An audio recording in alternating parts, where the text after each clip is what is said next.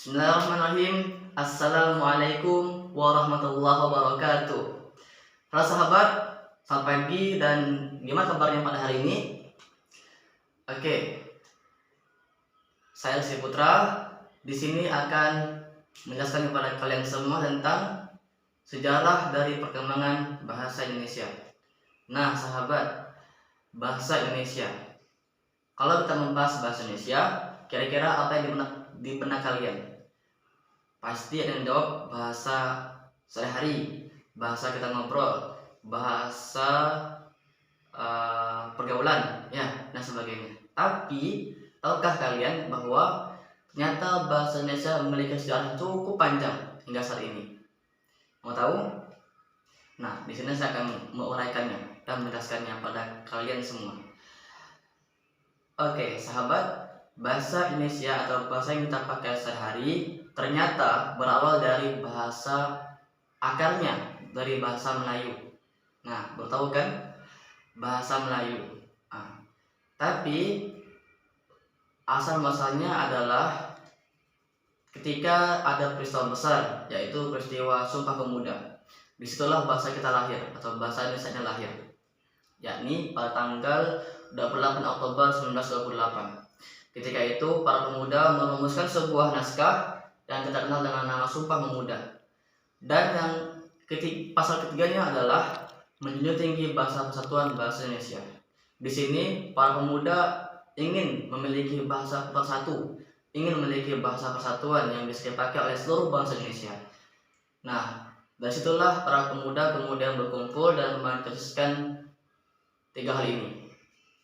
Tapi sebelum itu saya ingin menjelaskan terlebih dahulu gimana dan dari mana asal muasal bahasa Indonesia terbentuk. Kawan-kawan, ternyata bahasa kita itu berasal dari bahasa Melayu yang dipakai dahulu oleh para sunan, para sultan kerajaan di seluruh Nusantara, yang kemudian menjadi bahasa luas di kalangan para pedagang kala itu, dan menjadi lumah franca atau yang dikenal dengan bahasa persatuan. Dari situlah kemudian pada abad ke-17 ketika masa kolonial, bahasa Melayu menyebar luas ke seluruh penjuru Nusantara yang dikenal dengan bangsa Indonesia saat ini. Mereka memakai bahasa Melayu untuk sehari-hari, untuk percakapan dan sebagainya.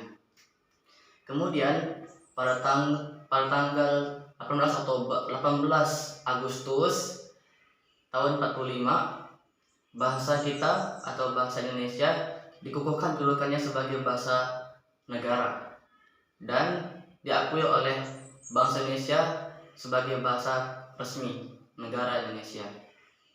Nah, tidak sampai di situ, bahasa Melayu awalnya dipakai oleh para pedagang Nusantara, kemudian lambat laun berkembang pesat dan para pemuda yang tadi Sumpah Pemuda itu mengembangkan bahasa Melayu yang awalnya menjadi bahasa resmi negara, yaitu bahasa Indonesia.